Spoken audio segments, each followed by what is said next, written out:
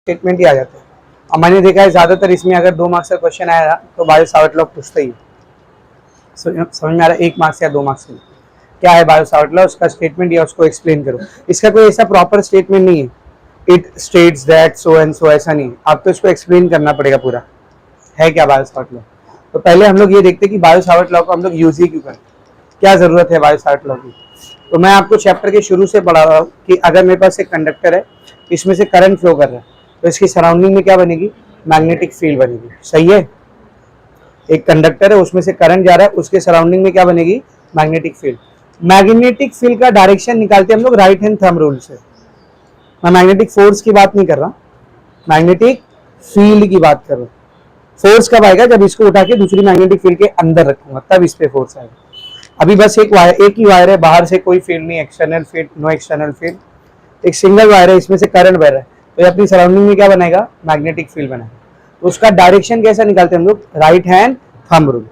क्या था वो रूल, याद करो कि अगर मैंने करंट कैरिंग कंडक्टर को अज्यूम किया अपने राइट हैंड में इस तरीके से कि मेरा जो थंब है ये किसके डायरेक्शन में, करंट के डायरेक्शन, तो जो कर्व्ड फिंगर्स होती है किसका डायरेक्शन दिखाती है, मैग्नेटिक फील्ड का डायरेक्शन दिखाती है।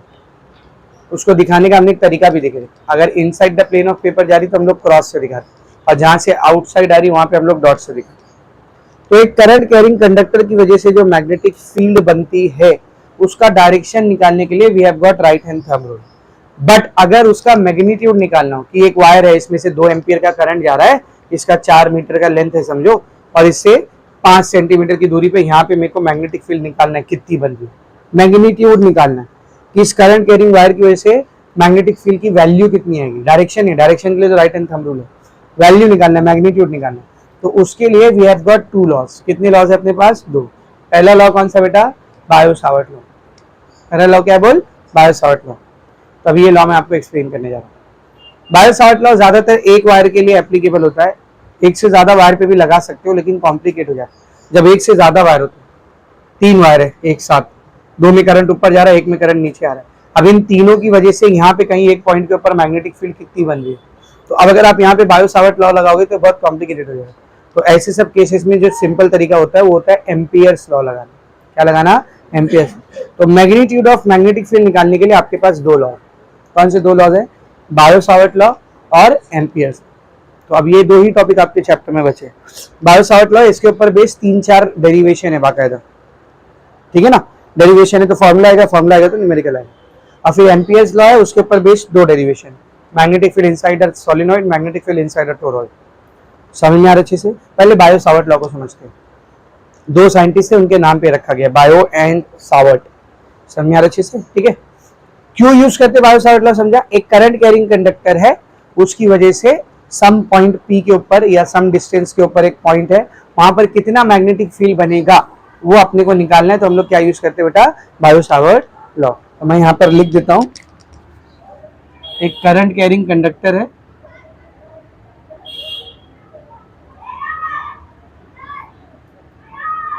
तो इसकी वजह से जो मैग्नेटिक फील्ड बनेगी उसका वैल्यू निकालने के लिए हम लोग बायो-सावर्ट लॉ यूज करते हैं। कौन सा लॉ यूज करते हैं बोल, बायो-सावर्ट। तो let us see what is Biot-Savart law. इसका कोई प्रूफ नहीं देखना आपको, डायरेक्ट आपको इसको याद रखना है। क्या बोलता है Biot Savart law, according to Biot Savart law, if I have got an arbitrarily shaped wire, मेरे पास कोई भी ऐसा रैंडम शेप का वायर है, इसमें से आई करंट फ्लो कर रहा है, ऐसा आई करंट जा रहा है, यहाँ से कितना करंट फ्लो कर रहा है बोल, आई करंट। यहाँ पे कहीं एक पॉइंट है पी, इस पॉइंट पी के ऊपर इस वायर में से बहने वाले आई करंट की वजह से कितनी मैग्नेटिक फील्ड बनेगी वो मुझे निकालना है। तो हम लोग क्या करते हैं बायो-सावर्ट लॉ में, पूरे वायर को एक साथ नहीं कंसिडर करते, वायर के अंदर छोटा सा स्मॉल लेंथ एलिमेंट कंसिडर करते हैं। क्या कंसिडर करते हैं, लेंथ एलिमेंट, इन्फिनिटेसिमली स्मॉल, बहुत छोटा एक लेंथ एलिमेंट कंसिडर करते हैं। तो समझो मैंने यहाँ पर एक लेंथ एलिमेंट कंसिडर कर लिया,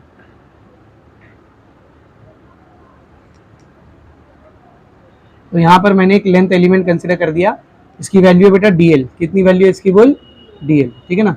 so this is dl। What is dl, small length element, small length element. अब इस dl की वजह से जो मैग्नेटिक फील्ड यहाँ पर बनेगी वो मेरे को निकालना है। तो तो बताओ डीएल की वजह से टोटल मैग्नेटिक फील्ड बन जाएगी क्या? डीएल की वजह से मैग्नेटिक फील्ड भी छोटी बनेगी, तो उसको मैं बोलता हूँ डीबी। क्या बोलता बोल? डीबी। ये डीएल की वजह से मैग्नेटिक फील्ड रहेगी, तो टोटल मैग्नेटिक फील्ड कैसे निकालोगे? उसको इंटीग्रेट करके, सिंपल है। तो ये ऐसे ही यूज किया जाता है bio Savart law. Bio Savart law में से हम लोग डायरेक्ट पूरे वायर की मैग्नेटिक फील्ड नहीं निकालते, पहले छोटे एलिमेंट की मैग्नेटिक फील्ड निकालते, फिर उसको इंटीग्रेट करके टोटल निकालते।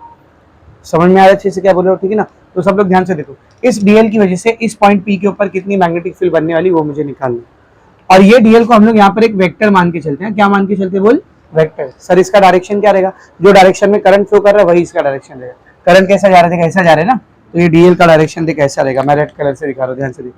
This will be the direction of DL. सही है। अब नोटिस करो पॉइंट पी इस डीएल से कुछ ना कुछ डिस्टेंस पे है, तो समझो पॉइंट पी जो है वो डीएल से आर डिस्टेंस पे। कितने डिस्टेंस पर है बोल? आर। पॉइंट पी डीएल से कितने डिस्टेंस पर है बेटा? आर। इसको भी हम लोग वेक्टर मान के चलते हैं। इसका डायरेक्शन होता है डीएल से पॉइंट की तरफ, जिस पॉइंट पे फील्ड निकालनी, डीएल से पॉइंट की तरफ। अगर आप नोटिस करोगे तो हमारा जो लेंथ एलिमेंट है और जो डिस्टेंस है, इन दोनों के बीच में कुछ ना कुछ एंगल बना है। इस एंगल को हम लोग थीटा से दिखाते हैं। इस एंगल को हम लोग किससे दिखाते हैं बेटा? थीटा से। तो डीएल जो है वो स्मॉल लेंथ एलिमेंट है। Direction of DL is direction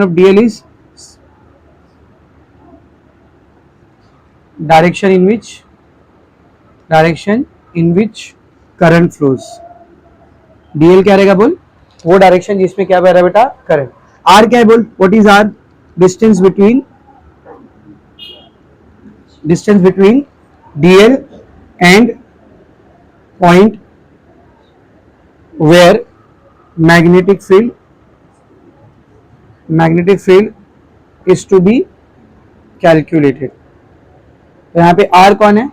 DL और उस पॉइंट के बीच का डिस्टेंस जहां पर मैग्नेटिक फील्ड निकालना है। इसका डायरेक्शन कैसे रहता है? Direction of R is from dl to P. ठीक है ना? यहां तक समझा अच्छे से? What is theta? Angle between DL vector and R vector. Dl vector और आर वेक्टर के बीच का एंगल क्या है बेटा? थीटा है। अब इस डीएल की वजह से ये पॉइंट के ऊपर कितनी मैग्नेटिक फील्ड बनने वाली वो अपने को निकालने है। ठीक है ना? तो according to Biot Savart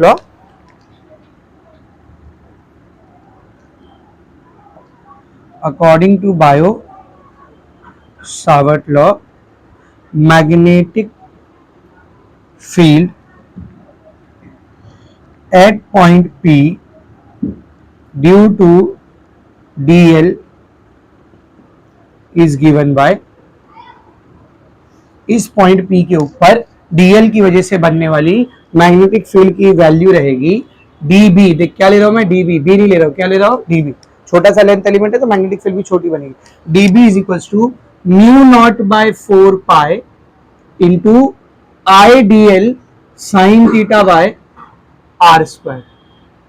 this is Biot Savart law. खत्म। ये बायो सावर्ट लॉ। यहां पर जो मैग्नेटिक फील्ड बनेगी इस छोटे से लेंथ एलिमेंट की वजह से वो कितनी बनेगी? Mu not by 4 pi I DL sine theta by are square. ठीक है? कोई डेरिवेशन सर इसका? कोई डेरिवेशन नहीं, डायरेक्ट याद रखना है। अरे आपसे पूछा ना एक्सप्लेन बायो सावर्ट लॉ या right down the statement of bio Savart law, तो आपको यही पूरा एक्सप्लेन करना है। समझ में आ रहा है अच्छे से? क्या बोल रहे हो? हेलो, वालेकुम सलाम। क्या हुआ? I DL sine theta by are square. अब यहाँ पर कौन सी चीज किसको दिखा रही? अच्छा मैं ये समझा रहा था आपको, अगर बायो सावर्ट लॉ आपसे पूछा right down the statement of bio Savart law या फिर एक्सप्लेन बायो सावर्ट लॉ, तो आपको ऐसे ही एक्सप्लेन करना है। This is how you have to explain. Consider a wire which is arbitrarily shaped, a current I is flowing through that wire, we have to calculate the magnetic field due to this wire at point P। फिर उसके बाद consider a small length element dl। ठीक है? the direction of dl will be in the direction of current। the point P where magnetic field is to be calculated is at r distance from dl। the direction of r is from dl to point P। सब वही सब समझा रहे। The angle between dl vector and r vector is theta। Then according to Biot-Savart law, the magnetic field due to dl at this point P will be given by dB is equals to mu naught by 4 pi dl sin theta by r. ऐसे explain करना है आपको। इसलिए जब Biot-Savart law का statement या explanation पूछता है तो 2 मार्क्स का आता है। सिर्फ ये लिख के तुम लोग आगे बढ़ जाते हो, मार्क्स नहीं मिलते, आधा या 1 मार्क्स मिल जाए। तुम लोग बस इतना लिखते, according to Biot Savart law magnetic field is dB is equals to mu naught by 4 pi dl sin theta by r square। आधा या 1 मार्क्स मिलेगा, उससे ज्यादा नहीं। आपको पूरा एक्सप्लेन करना पड़ेगा ये डायग्राम बना के, विद डायग्राम। हाँ समझ आ रहा अच्छे से। और मैंने उस पर जानबूझ के स्टार मार्क मारा है क्योंकि ये क्वेश्चन कई बार आया बायो-सावर्ट लॉ का। ठीक है, आपके कॉलेज में भी देंगे, देखना, पूछेंगे। इस चैप्टर से 2 मार्क्स का अगर क्वेश्चन बनता है तो ज्यादातर केस, और भी बहुत सारे क्वेश्चन है, ज्यादातर यही बनता है, एक्सप्लेन बायो-सावर्ट लॉ। समझा अच्छे से। अब जरा ध्यान से देखो बेटा, डीबी खुद भी तो एक वेक्टर रहेगा ना। अच्छा, इससे टोटल मैग्नेटिक फील्ड कैसे निकालेंगे, इंटीग्रेट करेंगे, वो बात की बात है। अभी फिलहाल यहाँ पे हम लोग बायो-सावर्ट लॉ को रोक दे रहे हैं। जब पूरे वायर के लिए करना रहेगा तब हम लोग इसको इंटीग्रेट कर लेंगे। ठीक है, मुद्दा यह है कि डीबी जो है, डीबी मैग्नेटिक फील्ड, वो खुद भी तो एक वेक्टर है ना, उसका भी तो क्या होता है बेटा, डायरेक्शन। तो उसका डायरेक्शन कैसा निकालेंगे, तो सर सिंपल है ना, मैग्नेटिक फील्ड का डायरेक्शन निकालने के लिए अपने पास क्या है, राइट हैंड थंब रूल है। अपने पास क्या है बोल, राइट हैंड थंब रूल है। लेकिन राइट हैंड थंब रूल लगाने से पहले मैं आपको इसको वेक्टर के तरीके से, वेक्टर एनालिसिस से इसका डायरेक्शन निकाल के दिखाता हूं, और फिर राइट हैंड थंब रूल से उसको देखेंगे क्या डायरेक्शन आ रहा है। वेक्टर एनालिसिस से कैसे करेंगे सर, बेटा यहाँ पे डीएल भी एक वेक्टर है, आर भी एक वेक्टर है। तो see what I am doing, सब लोग बोर्ड पर ध्यान से देखना, इसको वेक्टर फॉर्म में कन्वर्ट करने के लिए, अच्छा एक चीज तो बतानी रही, आई एम सॉरी, यहाँ पर जो मी नॉट है ना, इसको बोलते हैं परमियाबिलिटी। क्या बोलते हैं बोल, परमियाबिलिटी ऑफ फ्री स्पेस। जैसे इलेक्ट्रिक फील्ड कितनी बनने वाली है उसके लिए हम लोग परमिटिविटी नापते हैं, है ना, उसी तरह मैग्नेटिक फील्ड कितनी बनने वाली है उसके लिए हम लोग परमियाबिलिटी नापते हैं। तो what is this mu naught, permeability. Mu naught क्या बेटा, परमियाबिलिटी। जो काम इलेक्ट्रिक फील्ड में एप्सिलॉन करता है परमिटिविटी, वही काम मैग्नेटिक फील्ड में म्यू करता है, परमियाबिलिटी। इसकी वैल्यू याद रखना आपको, म्यू नॉट की वैल्यू होती है 4 pi into 10⁻⁷। Just cross check, mu nought की वैल्यू होती है 4 pi into 10⁻⁷ tesla metre per ampere. So this is the value of mu naught, permeability of free space। इसको उसने सॉल्व भी किया, देख 1.26 इंटू 10⁻⁶। वो नहीं भी याद रखोगे तो भी चलेगा, कोई मसला नहीं, क्योंकि आपको भी पता है जब फॉर्मूले में उठा करके मैं ये रखने वाला हूँ 4 पाई इंटू 10⁻⁷, तो इसका 4 पाई और नीचे का 4 पाई कैंसिल ही होने वाला है, तो क्यों उसको सॉल्व कर रहे हो, मत सॉल्व करो ना, है कि नहीं। क्या बोल रहे समझ में आ रहा है। अगर इसको 1.26 इंटू 10⁻⁶ उठा के रखोगे तो नीचे पाई रहेगा, जबरदस्ती उसको काटा पीटी में दिक्कत होगी, तो चुपचाप इसकी यही वैल्यू पुट करो ना, तो ऊपर का 4 पाई नीचे का 4 पाई क्या हो जाएगा, कैंसिल हो जाएगा। तो म्यू नॉट की क्या वैल्यू होती है बोल, 4 पाई इंटू 10⁻⁷। हाँ एमसीक्यू या 1 मार्क्स में अगर आपसे पूछ लिया तो उसके लिए दूसरी वाली वैल्यू भी याद रखो कि जब इसको सॉल्व करोगे तो 1.26 इंटू 10⁻⁶ आएगा। समझ में आ रहा है, वरना न्यूमेरिकल में हम लोग यही वैल्यू को यूज करते हैं। ठीक है, खैर अभी अपने काम पे आते हैं। क्या करने का था अपने को, डीबी का डायरेक्शन निकालने का था, मैग्नेटिक फील्ड का डायरेक्शन। उसके लिए we have already got right hand thumb rule, but first we will try to find it out using vector analysis. यहाँ पर दोनों वेक्टर है, कौन कौन, डीएल और आर। तो इसको वेक्टर फॉर्म में कन्वर्ट करने के लिए देख मैं क्या कर रहा हूँ, D B is equal to mu not by 4 pi I DL sine theta by are square, यही है ना फॉर्मूला। तो इसको वेक्टर फॉर्म में कन्वर्ट करने के लिए I am multiplying and dividing this equation by R. किससे मल्टीप्लाई डिवाइड कर रहा हूं मैं, आर से। अब देखिए क्या बनेगा, सब लोग ध्यान से देखना बेटा, dB is equal to mu not by 4 pi into नीचे क्या हो गया, r square into r, r cube, r square into r, r cube. I जो है वो करंट है, करंट हमेशा स्केलर होता है। अब ध्यान से देख, यहाँ पर डीएल और आर दोनों कौन है, वेक्टर है। डीएल और आर दोनों कौन है, वेक्टर। और थीटा जो है इन दोनों के बीच का एंगल है, तो पी क्यू साइन थीटा, ये किसका फॉर्मूला होता है, P cross Q. Sine theta हटाते तो क्या आता है, क्रॉस प्रोडक्ट आता है ना। तो इसको वेक्टर फॉर्म में कैसा लिखेंगे, देख D L cross R, D L cross R. तो ये मेरे को कौन से फॉर्म में मिल जाएगा बोल, वेक्टर फॉर्म में। आई के ऊपर वेक्टर मत लगा देना, ये स्केलर है, ये भी स्केलर है, ये भी स्केलर है, इसको भी हम लोग स्केलर लेके चल रहे फिलहाल, खाली इधर को ले रहे वेक्टर फॉर्म। तो वेक्टर फॉर्म में बायो-सावर्ट लॉ क्या होता है, कभी कभी ये पूछ लेता है, write down the Biot Savart law in vector form. तो अगर वेक्टर फॉर्म में बायो-सावर्ट लॉ लिखना है तो वो ये नहीं रहेगा, I D L sine theta by are square नहीं रहेगा, mu not by 4 pi I D L cross R divided by are square, नहीं आर क्यूब, क्योंकि ऊपर आर आया तो नीचे भी आर लिखना पड़ेगा अपने को, आर क्यूब करना पड़ेगा। तो ये है Biot Savart law in magnitude form, ये है Biot Savart law in vector form. अब बहुत ध्यान से देख बेटा, यहाँ पर मेरे को जो डीबी मिल रहा है, डीबी वेक्टर मिल रहा है, ये कहाँ से मिल रहा है? डीएल वेक्टर और आर वेक्टर का क्रॉस प्रोडक्ट। मैंने आपको क्रॉस प्रोडक्ट की एक प्रॉपर्टी पढ़ाया था, अगर दो वेक्टर का क्रॉस प्रोडक्ट करके एक तीसरा वेक्टर आता है तो ये तीसरा वाला वेक्टर इन दोनों ही वेक्टर को क्या रहता है? परपेंडिकुलर। याद है, इसी चैप्टर की शुरुआत में भी मैंने पढ़ा जब हम लोग वाला डेरिवेशन करे थे, prove that magnetic force does no work. याद है, तब मैंने आपको समझाया अगर दो वेक्टर का क्रॉस प्रोडक्ट एक तीसरा वेक्टर आता है तो ये वेक्टर इन दोनों को क्या होता है बेटा? परपेंडिकुलर। मतलब मेरा D B vector must be perpendicular to D L and this must be perpendicular to R. दोनों को परपेंडिकुलर होना चाहिए, डीएल को भी परपेंडिकुलर होना चाहिए और आर को भी परपेंडिकुलर होना चाहिए। अब यहां पर लगाओ राइट हैंड थंब रूल। अब यहां पर राइट हैंड थंब रूल लगाओ। ये देख, ये है ना वायर, तो ये ऐसा वायर है। लेटेस्ट इमेजिन, इसमें से करंट, इमेजिन क्या करंट ऊपर ही जा रहा है उसमें से, तो हम लोग इसको कहाँ अज्यूम कर लेंगे? अपने राइट हैंड में। थंब कौन से डायरेक्शन में रहेगा? ऊपर। तो देख, थंब ऊपर के डायरेक्शन में, फिंगर देख यहाँ से बाहर आ रही है और यहाँ से अंदर, तो पॉइंट पी पे फिंगर्स कहाँ जा रही है? अंदर। पॉइंट पी पे फिंगर कहाँ जा रही है? अंदर। तो यहाँ जो मैग्नेटिक फील्ड रहेगी वो कहाँ रहेगी? अंदर की तरफ, going into the plane of paper, going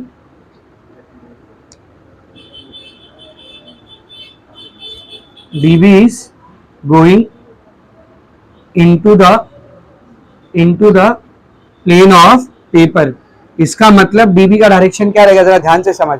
dB R को भी परपेंडिकुलर रहेगा, dB DL को भी परपेंडिकुलर रहेगा और dB प्लेन ऑफ पेपर के अंदर जाएगा। तो कैसे बनेगा? जरा ध्यान से देख, समझ। ये DL है, ये क्या है बोल? DL। ये R है, ये DL, ये R। दोनों एक दूसरे को थीटा एंगल पे, दोनों एक दूसरे को कितने एंगल पे है? Theta angle.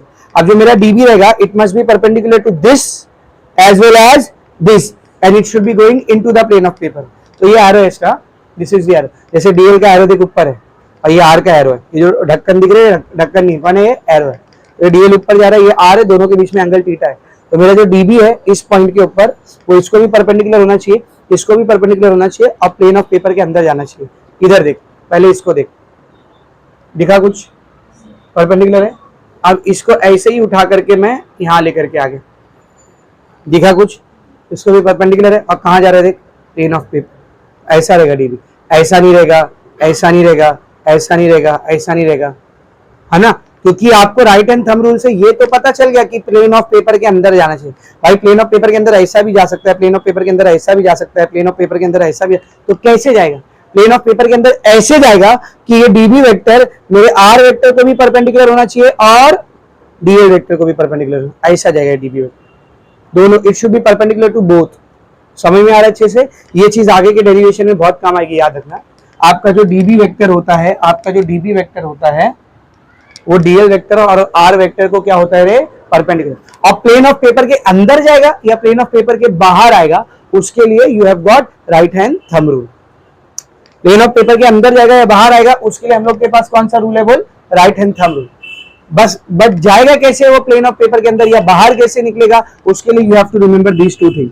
It should be perpendicular to DL as well as R। ठीक है ना? तो अगर मैं यहाँ पर dB वेक्टर को दिखाऊं, so this is how your dB vector will be.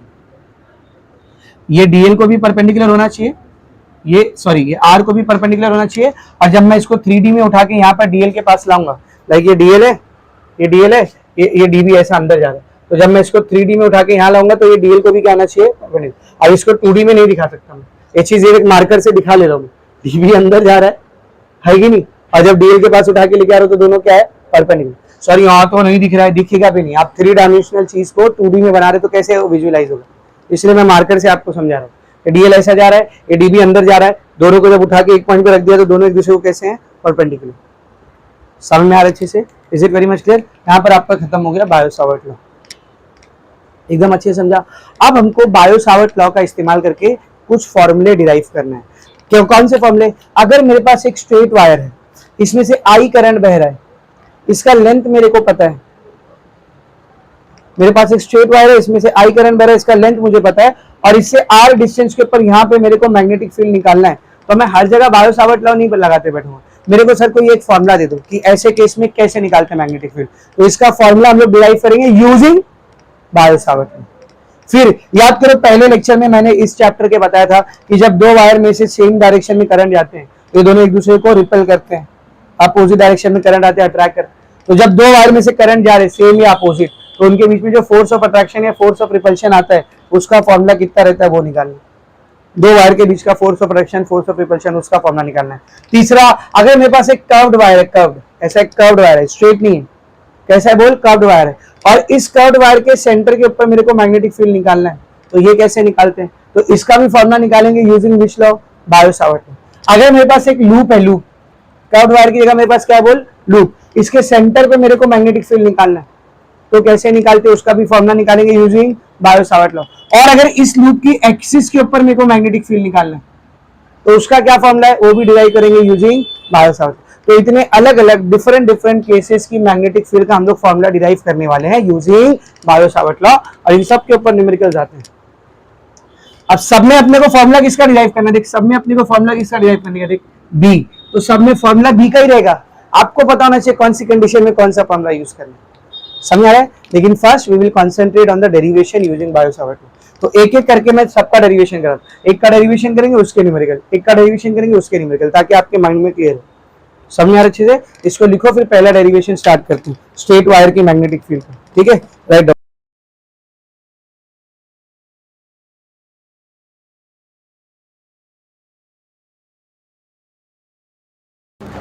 तो पहला डेरिवेशन हम लोग स्टार्ट कर रहे हैं, magnetic field due to a straight current carrying wire. एक स्ट्रेट वायर है, सीधा वायर है, उसमें करंट बह रहा है, उसके से कितनी मैग्नेटिक फील्ड बनेगी उसका फॉर्मूला अपने को डिराइव करना है यूजिंग बायो-सावर्ट, यूजिंग बायो-सावर्ट। तो समझो मेरे पास ये एक वायर है, स्ट्रेट वायर, कितना लेंथ का है सर, ये इनफाइनाइट लेंथ है। अरे ऐसे कैसे सर इनफाइनाइट लेंथ है, कुछ तो लेंथ लो ना उसका, नहीं हम लोग जानबूझ के इसका लेंथ इन्फिनिटी ले रहे हैं, क्यों, जब आखिर में फॉर्मूला आएगा ना तो आपको समझ में आएगा क्यों। तो ये एक स्ट्रेट वायर है, इनफाइनाइट लेंथ, यहां पर लिखेंगे consider a infinitely long wire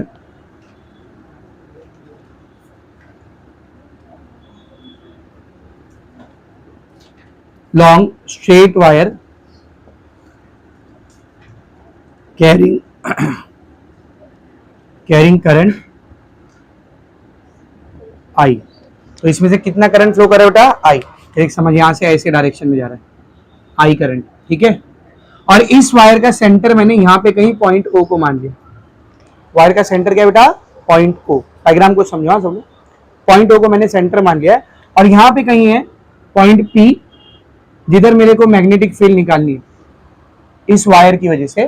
और ये पॉइंट P जो है वो O से R डिस्टेंस पर है, या let's say capital R distance, कितने डिस्टेंस पर है, कैपिटल R। तो what is this capital R, wire से वो डिस्टेंस जहां पर मैग्नेटिक फील्ड निकालना है। ये वो आइडियल साइन थीटा वाला स्मॉल r नहीं है ये, उधर स्मॉल r कौन था बताओ, जब लेंथ एलिमेंट को मानोगे कि ये लेंथ एलिमेंट है, उसका डिस्टेंस P से जो रहेगा वो स्मॉल r रहेगा।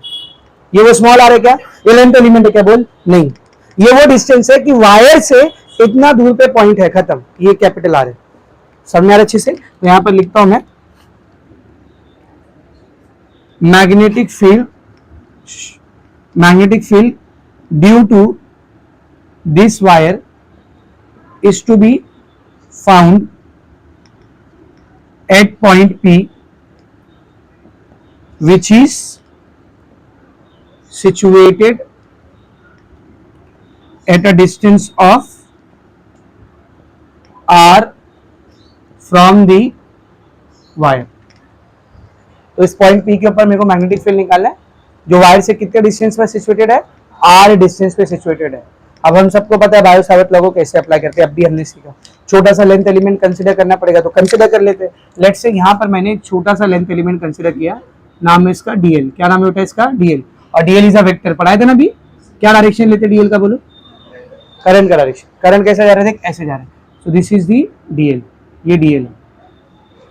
अब आपको स्मॉल r वेक्टर लेना पड़ेगा। स्मॉल r किसके बीच का किसके बीच का डिस्टेंस होता है, dl और पॉइंट P। तो this is your dl, this is your point P। इन दोनों के बीच में ये जो वेक्टर बनेगा, this is your small r, ये क्या बेटा, स्मॉल r। थीटा किसके बीच का एंगल लेता है, स्मॉल r और dl। तो ये dl दिख रहा है, ये स्मॉल r दिख रहा है, इन दोनों के बीच का ये जो एंगल है कितना बेटा, थीटा। और लेट्स से मैंने dl वेक्टर को सेंटर ऑफ द वायर से l डिस्टेंस पर लिया, कितने डिस्टेंस पर लिया है बोल, l, ठीक है। तो क्या लिखूंगा मैं इधर, consider a very small length element dl at a distance of l from the point o in the upper half of the wire, क्योंकि भाई जाहिर सी बात है, अगर मैं बोल रहा हूं सेंटर से एल डिस्टेंस के ऊपर एक एलिमेंट लो, तो सेंटर से एल डिस्टेंस इंसान ऊपर भी ले सकता है और नीचे भी ले सकता है। तो मैंने कहा लिया है ऊपर, यानी हम लोग क्या करेगा ना कि नीचे के पूरे वायर को भूल जाओ, सिर्फ ऊपर के पूरे वायर की वजह से मैग्नेटिक फील्ड निकालेंगे, तो टोटल मैग्नेटिक फील्ड कितनी रहेगी, उसका डबल। जितना ऊपर के पूरे वायर की वजह से रहेगी उतना ही सेम नीचे के पूरे वायर की वजह से रहेगी, तो डबल कर दोगे तो टोटल मैग्नेटिक फील्ड आ जाएगी। समझा अच्छे से? तो हम लोग खाली अपर हाफ के लिए कर रहे हैं, लोअर हाफ के लिए अलग से नहीं करेंगे। तो जो अपर हाफ के लिए आएगा उसी को 2 से मल्टीप्लाई कर देंगे, पूरे वायर के लिए आ जाएगा अकॉर्डिंग टू सिमेट्री। इसीलिए तो हमने पॉइंट को बीचों बीच सेंटर में लिया। सबको एकदम अच्छे समझा? तो मैंने डीएल एलिमेंट को कंसीडर किया जो कितने डिस्टेंस पर था, एल डिस्टेंस पर था, ठीक है ना। Distance between DL and point P is R. D L और पॉइंट पी के बीच का डिस्टेंस कितना बेटा, R, and angle between DL vector and R vector is theta. Therefore, according to which law? Biot-Savart law, magnetic field due to dl at p is given by। तो Biot-Savart law के मुताबिक इस point P के ऊपर ये छोटे element DL की वजह से जो मैग्नेटिक फील्ड बनेगी, क्या वैल्यू रहेगी उसकी, बोल dB इज इक्वल टू, बोलना mu not by 4 pi IDL sin theta by are square. Correct है? तो इस डीएल की वजह से मैग्नेटिक फील्ड बनी। अब देखते हैं total magnetic field upper half of the wire की वजह से। किसकी वजह से? Upper half. अपर हाफ मतलब इस सेंटर से लेके ऊपर तक का वायर, ठीक है ना। Therefore magnetic field due to upper half of the wire will be. तो देखिए इस upper half of the wire की मैग्नेटिक फील्ड कितनी रहेगी, इसको मैं लिखता हूं बी यू। क्या लिखता हूं, बोल B U for upper half. आप उसको बी डैश भी लिख सकते हो, चलेगा आपके ऊपर, ठीक है ना। तो ये B U upper half of the wire की वजह से जो मैग्नेटिक फील्ड रहेगी कितनी रहेगी, बोल ये जो डीबी आया मेरे को, इसको मैं क्या करेगा बेटा, इंटीग्रेट करेगा। डीबी को क्या करूंगा, बोल integrate. Now you tell me, integration में वेरिएबल कौन है, ये चीज हम लोग कैसे देखते हैं, जिसके साथ डी होता है वो वेरिएबल होता है। तो जरा ये डीबी का फॉर्मूला देख, क्या है डीबी का फॉर्मूला देख, mu not by 4 pi IDL sin theta by are square. इसमें डी के साथ कौन है, एल है, तो यहाँ वेरिएबल कौन हुआ, एल। अब मुझे अपर हाफ ऑफ द वायर के लिए बताना स्मॉल एल की वैल्यू कम से कम कितनी हो सकती है और ज्यादा से ज्यादा कितनी हो सकती है। एक ये है ना अपर हाफ, तो जो स्मॉल एल दिख रहा है ये कम से कम कितना हो सकता है बेटा, 0, सेंटर पे ही रखा हुआ है डीएल ऐसा, और ज्यादा से ज्यादा कितना हो सकता है, इंफिनिटी। तो लिमिट्स क्या है, बोल what are the limits, 0 to infinity. अच्छे से समझा? तो यार ये तो upper half of the wire की वजह से हुआ ना, अपने को टोटल वायर की वजह से निकालना है, तो हम लोग क्या लिखेंगे, therefore magnetic field due to entire wire, पूरे वायर की वजह से जो मैग्नेटिक फील्ड बनेगी उसकी वैल्यू क्या रहेगी, इसको मैं लिख रहा हूं बी। समझे? इसको बी क्यों नहीं लिखा था, ये खाली आधे वायर का था, तो इसको मैं बी लिख रहा हूं। क्या रहेगा बी, ये जो अपर हाफ ऑफ द वायर की मैग्नेटिक फील्ड है इसको 2 से मल्टीप्लाई। क्यों 2 से मल्टीप्लाई करेंगे, समझे? ऊपर की वजह से जितनी मैग्नेटिक फील्ड होगी सेम उतनी नीचे की वजह से होगी अकॉर्डिंग टू सिमेट्री। तो उसको अलग से निकालने से अच्छा ऊपर वाली मैग्नेटिक फील्ड को ही 2 से मल्टीप्लाई करें। तो क्या आएगा, बोल क्या आएगा, बोल 2 into integration 0 to infinity mu not by 4 pi IDL sin theta by are square. ठीक है ना, जो चीजें कांस्टेंट है उसको इंटीग्रेशन के बाहर निकाल लो। क्या क्या कांस्टेंट है, देख ये 2 ऐसी रहने दे, mu not by 4 pi constant है ना, आई ये जो करंट फ्लो कर रहा है इतना वायर ले, इतना इतना कोई भी वायर ले, करंट कितना फ्लो कर रहा है, सेम। तो आई भी कांस्टेंट है, उसको भी क्या कर लिया मैंने, बाहर निकाल लिया। अब जो आगे आपको दिख रहा है वो चीजें कांस्टेंट नहीं है, डीएल भी कांस्टेंट नहीं है, साइन थीटा भी कांस्टेंट नहीं है, आर भी कांस्टेंट नहीं है। सर ऐसे कैसे कांस्टेंट नहीं है, ये देख सब लोग बोर्ड पर ध्यान से देखा, डीएल बोले तो ये ना, तो वही तो वेरिएबल है, तभी तो उसके साथ डी लगा हुआ। साइन थीटा, बेटा डीएल इधर है तो थीटा इतना है, डीएल नीचे ले लेंगे तो थीटा क्या हो जाएगा, चेंज, डीएल ऊपर ले लेंगे तो थीटा क्या हो जाएगा, चेंज। यानी as D L changes theta will also change. Similarly D L को ऊपर नीचे करेंगे तो ये स्मॉल आर भी क्या होते जाएगा, चेंज होते जाएगा ना, डिस्टेंस भी चेंज होते जाएगा ना।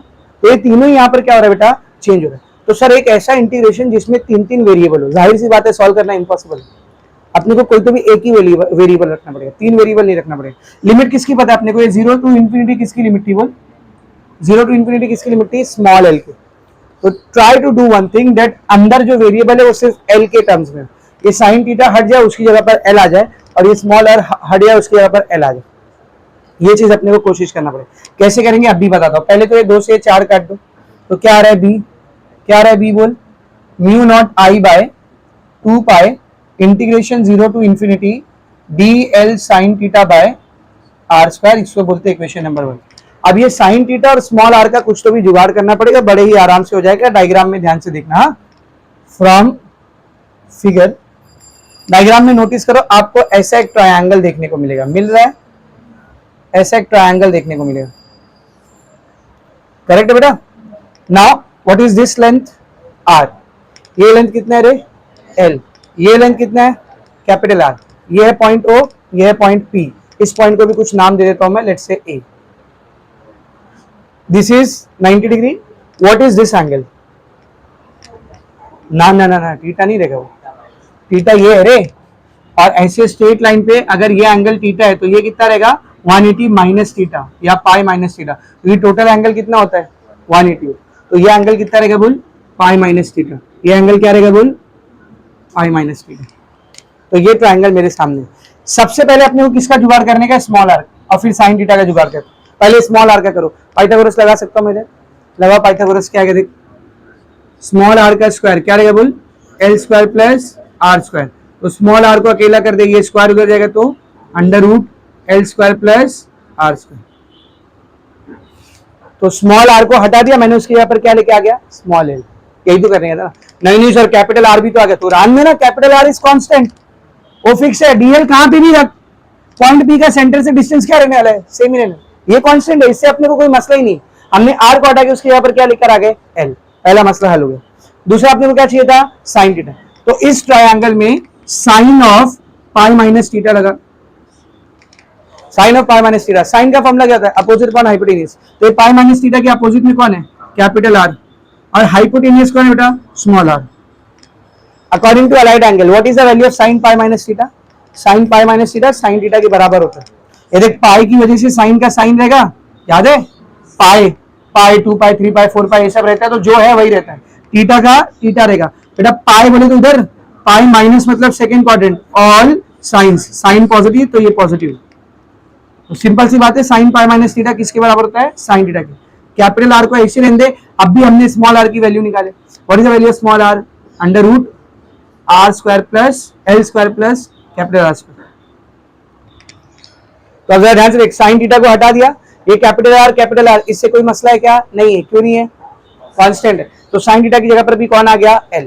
तो हम लोग क्या करेंगे, पहला तो क्वेश्चन में साइन थीटा की जगह पर ये रखेंगे, और दूसरा ये आर को छोड़, इधर क्या चाहिए मेरे को, ये देखना आर स्क्वायर यहाँ पे है, तो आर स्क्वायर की जगह पर ये रखेंगे, ठीक है, और साइन थीटा की जगह पर ये रखेंगे। तो इक्वेशन नंबर 1 क्या बनेगी, देखो इक्वेशन 1 बिकम्स, क्या बनेगी equation 1, b is equals to mu not I by 2 pi 0 to infinity integration 0 to infinity dl, ऐसे ही रहेगा, साइन थीटा, साइन थीटा की जगह पर क्या आ जाएगा बोल, साइन थीटा की जगह पर क्या आ जाएगा बोल, r by under root L square plus are square divided by are square, r square की जगह पर क्या आएगा बोल, L square plus are square, correct है। इसको मैं ऐसा लिख सकता हूं, mu not I by 2 pi integration 0 to infinity, ये डीएल को ऐसे रहने दे, r by under root L square plus are square को ऐसे रहने दे, ये ऊपर जाएगा तो 1 by L square plus are square, correct है। वो L square plus are square के अपॉन में कुछ नहीं मतलब 1 है ना, उसको ऊपर लेके जाएंगे तो 1 by L square plus are square हो जाएगा, ठीक है ना। अब इसमें भी ये आर क्या है देख, कांस्टेंट है, तो उसको बाहर निकाल ले, म्यू नॉट आई बाय 2 पाई, ये कैपिटल आर बाहर आ गया, कैपिटल आर बाहर आ गया। अब कौन बचा इंटीग्रेशन के अंदर, 0 टू इंफिनिटी 1 बाय, इधर भी L square plus are square, इधर भी L square plus are square है। एक बार रूट है, रूट मतलब पावर हाफ, और एक बार पावर कुछ भी नहीं है, कुछ भी नहीं मतलब 1, तो ये L square plus are square को मैं क्या करूंगा बोल, एक बार लिख दूंगा, पावर पावर ऐड होगा ना, तो हाफ प्लस 1 कितना होता है रे, 3/2 dl। अब ये इंटीग्रेशन सॉल्व करना पड़ेगा अपने को, ये वाला जो इंटीग्रेशन है सॉल्व करना पड़ेगा। करो सर, मत करो, उसके ऊपर मार्क्स नहीं, ये इंटीग्रेशन के ऊपर मार्क्स नहीं, इसकी वैल्यू डायरेक्ट याद रखो। जब आप इस इंटीग्रेशन को सॉल्व करोगे तो इसकी वैल्यू आएगी म्यू नॉट बाय 2 पाई ऐसे ही, आई इंटू आर भी ऐसे ही। जब आप ये पूरा इंटीग्रेशन सॉल्व करोगे तो आपको इसकी वैल्यू आएगी 1 बाय आर स्क्वायर, कितनी आएगी बोल, 1 बाय आर स्क्वायर। इसको सॉल्व करने की जरूरत नहीं है, अभी करेंगे हम लोग, मैथ्स वालों के लिए करूंगा मैं। मैथ्स में कौन सा चैप्टर पढ़ रहे हैं हम लोग, इंटीग्रेशन, तो मैथ्स वालों के लिए करूंगा मैं, नॉन मैथ्स वाले ट्राई भी मत करना, सोचना भी, ठीक है ना। डायरेक्ट डायरेक्ट इसका वैल्यू क्या आने वाला है, लेकिन एक गलती मत करना, ये 1 बाय आर स्क्वायर इंटीग्रेशन में ये रहेगा तभी आएगा, पता चला आर को बाहर निकालना भूल गए, यही रखा हुआ है आर, और सर ने बोले थे इंटीग्रेशन आता है 1 by are square. 0 to infinity integration 1 by L square plus are square power 3/2 dl, इसकी वैल्यू आएगी 1 बाय आर स्क्वायर। इससे ना एक चीज ज्यादा ना एक चीज कम, ठीक है ना। तो बाकी सब साइड में करके जब ये बचेगा ना तभी उसकी वैल्यू कितनी आएगी बोल, 1 बाय आर स्क्वायर। अभी मैं करूंगा इसको मैथ्स वालों के लिए, नॉन मैथ्स वालों के लिए कोई जरूरत नहीं है, और मैथ्स वालों को भी डेरिवेशन में इंटीग्रेशन दिखाने की जरूरत नहीं है, तो बस मैं आपको एक्सप्लेन करने के लिए कि इंटीग्रेशन पढ़ रहा हूं, थोड़ा अच्छे से समझ जाएगा, समझ में आ रहा है अच्छे से, ठीक है। यहां पर देख कुछ कैंसिल हो रहा है, क्या कैंसिल हो रहा है बोल, आर से square cancel, what is the value of b then, b is equals to mu not I by 2 pi, this is the formula for magnetic field due to a straight wire carrying current, ये formula mu not I by 2 pi r, mu not I by 2 pi r, समझा। इस फॉर्मूले में L कहां पर है क्या L, मतलब क्या मैग्नेटिक फील्ड की वैल्यू सिर्फ करंट पर डिपेंड करती है, वायर के लेंथ पर डिपेंड नहीं करती, इसलिए हमने वायर को कितना लंबा लिया था, इनफाइनेटली लॉन्ग। समझ में आ रहा है इनफाइनेटली लॉन्ग क्यों लेते हैं, because magnetic field due to a straight wire only depends on the current flowing through the wire, not on the length of the wire. फॉर्मूले में कहीं एल दिख रहा है क्या आपको, नहीं, तो मैग्नेटिक फील्ड सिर्फ करंट के ऊपर डिपेंड करती है, इसलिए उधर हमने इनफाइनाइट लॉन्ग वायर लिया था। और एक बात, कौन कौन चीजें आ रही इसमें, म्यू नॉट कांस्टेंट है 4 पाई इंटू 10⁻⁷, 2 पाई भी क्या बेटा constant, what is this I, what is this R, I wire से बहने वाला करंट, आर जितने डिस्टेंस पर मैग्नेटिक फील्ड निकाल दो। जैसे मिसाल के तौर पर मैंने बोला एक वायर है, इसमें से 3 एम्पीयर का करंट बह रहा है, इससे 5 सेंटीमीटर पे यहाँ पर बताओ मैग्नेटिक फील्ड कितनी रहेगी, तो क्या रहेगी बोल, म्यू नॉट आई की जगह कितना आ जाएगा 3, 2 पाई आर की जगह पर कितना आ जाएगा 5 इंटू 10⁻² सेंटीमीटर है ना, समझा। तो you must be only knowing the current and the direction. अगर आपको स्ट्रेट वायर से बहने वाला करंट और पॉइंट का डिस्टेंस पता है तो आप मैग्नेटिक फील्ड को कैलकुलेट कर सकते हो। ये फॉर्मूला समझा अच्छे से, ये फॉर्मूला हम लोग न्यूमेरिकल में यूज करेंगे स्ट्रेट वायर के लिए। कौन से वायर के लिए, स्ट्रेट वायर।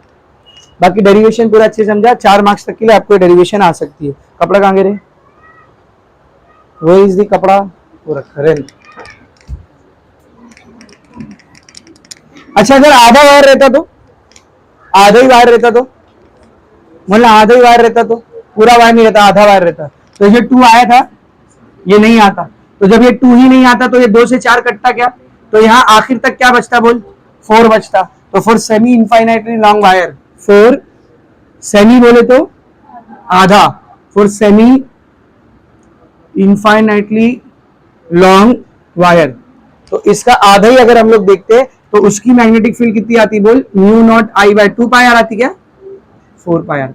आधे वायर की वजह से ये आती मैग्नेटिक, पूरे वायर की वजह से ये, ज्यादा इंपॉर्टेंट ये फॉर्मूला है, समझा अच्छे से। यहाँ पर ये डेरिवेशन खत्म हो। अभी मैथ्स वाले ध्यान दो, integration of 0 to infinity 1 by L square plus are square का पावर 3/2 dl, सही। ठीक है, पहले तो मुझे बताओ ये इंडेफिनाइट इंटीग्रेशन है डेफिनाइट इंटीग्रेशन? Definite integration. कैसे पता चला? लिमिट है। तो यहाँ पर हम लोग करेंगे सब्स्टिट्यूशन। क्या करेंगे बेटा? Substitute, integration by substitution. तो जब डेफिनाइट इंटीग्रेशन में सब्स्टिट्यूशन करते हैं ना तो लिमिट भी चेंज हो जाती है। लिमिट क्या हो जाती है? बोल चेंज। ध्यान से देखना किससे, सब लोग बोर्ड पर देखें। मैं क्या कर रहा हूँ, इसको सॉल्व करने के लिए सब्स्टिट्यूशन कर रहा हूँ। पुट एल का value R into tan theta. L की जगह पर क्या रख रहा हूँ? बोल आर इंटू टेन थीटा। अब जब भी इंटीग्रेशन में कुछ पुट करते तो उसके फौरन बाद उसको क्या करते? देख, डिफरेंशिएट करते। Differentiating with respect to theta. Differentiating with respect to theta. L का डेरिवेटिव क्या आएगा? बोल D L by D theta. R constant है, ऐसी रहेगा। टेन थीटा का डेरिवेटिव सेक स्क्वायर थीटा। ये डी थीटा इधर डिवाइड कर रहा है, यहाँ की क्या करेगा? मल्टीप्लाई करेगा। तो पहला सब्स्टिट्यूशन मिल गया एल की जगह पर आर टेन थीटा। दूसरा सब्स्टिट्यूशन मिल गया डीएल की जगह पर R into sec square theta. समझ में आ रहा है अच्छे से? अब मैंने क्या बोला, डेफिनाइट इंटीग्रेशन में जब सब्स्टिट्यूशन करते हैं तो और कौन चेंज होता है? लिमिट भी चेंज होता है। तो लिमिट्स को भी चेंज करना पड़ेगा। तो लिमिट्स को चेंज करने के लिए ये जो नया वेरिएबल है ना, पहले उसको अकेला करो। यहां से क्या रहेगा? देख, L is equals to R tan theta. तो यहां से मुझे बताना टेन थीटा क्या रहेगा? फिर टेन थीटा क्या रहेगा? बोल एल बाय आर। तो when L is equals to, L की लोअर लिमिट क्या थी बेटा? एल की लोअर लिमिट क्या थी? 0। तो जब एल की वैल्यू 0 है तो टेन थीटा भी कितना रहेगा? बोल एल बाय आर ना। एल 0 हो गया तो ये भी कितना रहेगा? 0। दैट इज टेन की वैल्यू 0 कब होती है? 0 डिग्री पर। तो थीटा का भी लोअर लिमिट क्या आ गया? 0 डिग्री। थीटा का भी लोअर लिमिट क्या आ गया? 0 डिग्री। अब देख, एल का अपर लिमिट क्या है? एल का अपर लिमिट क्या है? इन्फिनिटी। तो टेन थीटा क्या बनेगा? देख, tan theta is equals to, ये एल की जगह पर क्या आएगा? Infinity. Infinity about anything, infinity upon anything क्या आएगा? इन्फिनिटी आएगा। अब मुझे बता, टेन का वैल्यू इनफाइनाइट कब होता है? 90 डिग्री पे। तो थीटा का अपर लिमिट आ गया 90 या फिर आएगा। तो ये चार सब्स्टिट्यूशन है, तो इंटीग्रेशन बदल जाएगा। क्या बन जाएगा? देख इंटीग्रेशन, ध्यान से देख, इंटीग्रेशन क्या बनेगा? इंटीग्रेशन 0 टू इंफिनिटी की जगह पर क्या आ जाएगा? बोल 0 to pi by 2, 0 to pi by 2 upon, ये जो डीएल दिख रहा है डीएल, ये डीएल की जगह पर क्या आएगा? बोल R sec square theta into d theta. Correct है। और इसके यहाँ पर क्या है? देख, एल स्क्वायर, एल की यहाँ पर क्या रखना है? R tan theta. तो एल स्क्वायर की यहाँ पर क्या आएगा? R square tan square theta plus are square the whole power 3/2। आगे सॉल्व करते हैं। 0 to pi by 2 are into sec square theta divided by, इन दोनों में से क्या कॉमन आ रहा है? पहले तो जो बाहर का पावर है ना 3/2, उसको ऐसे ही रहना है, उसको टच भी नहीं करना। इन दोनों में से ब्रैकेट के अंदर ही आर स्क्वायर को मैंने कॉमन ले लिया। क्या बचा? बोल 1 प्लस, बोल ना 1 प्लस टेन स्क्वायर थीटा। चलेगा ना? टेन स्क्वायर थीटा प्लस 1 लिखू या 1 प्लस टेन स्क्वायर थीटा लिखू, बात ठीक ही। क्या बनेगा? देखिए 0 to pi by 2 are into sec square theta divided by are square, trigonometric identity, 1 plus tan square theta is sec square theta.